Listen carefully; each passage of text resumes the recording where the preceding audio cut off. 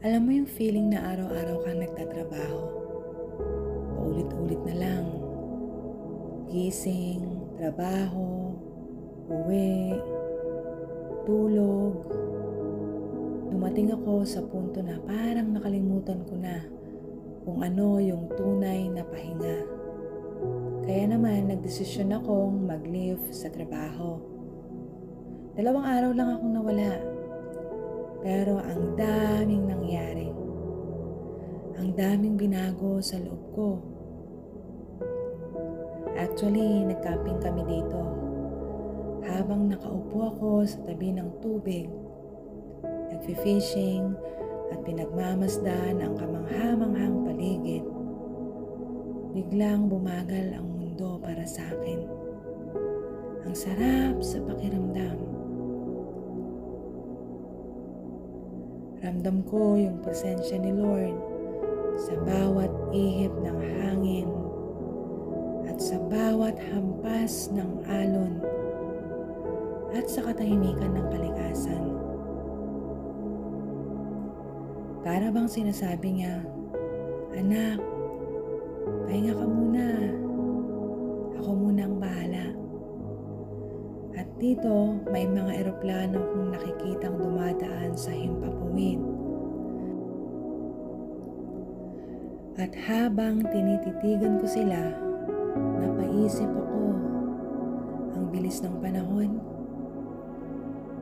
Life is too short para puro lang trabaho.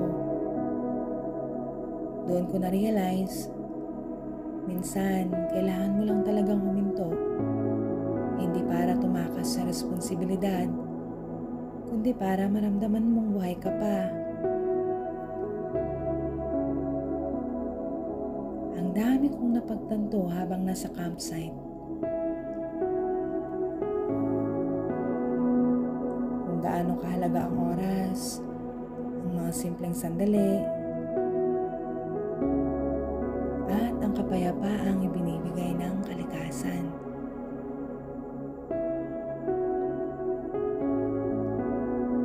Para sa mga kagaya kong workaholic dyan, gusto ko lang ipaalala, ang pahinga ay parte rin ng paglago.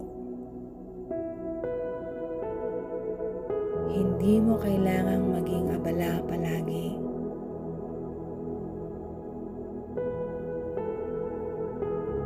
Minsan, ang pinakakailangan mo lang talaga ay tumahimik, huminga, at damhin ang presensya ni Lord.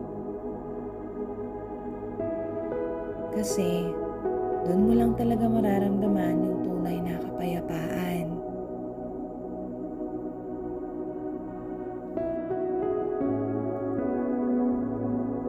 Sabi nga niya sa Matthew 11:28, "Come to me, all you who are weary and burdened, and I will give you rest." Ang verse na ito, tumama talaga sa puso ko habang nandun ako. Totoo sa Kanya lang natin mararanasan yung pahinga na hindi lang para sa katawan, kundi para sa kaluluwa. Kaya kung napapagod ka na, maybe it's God's gentle reminder na huminto ka muna, makinig, damhin ang presensya niya, dahil sa Kanya may pahinga at may kapanatagan.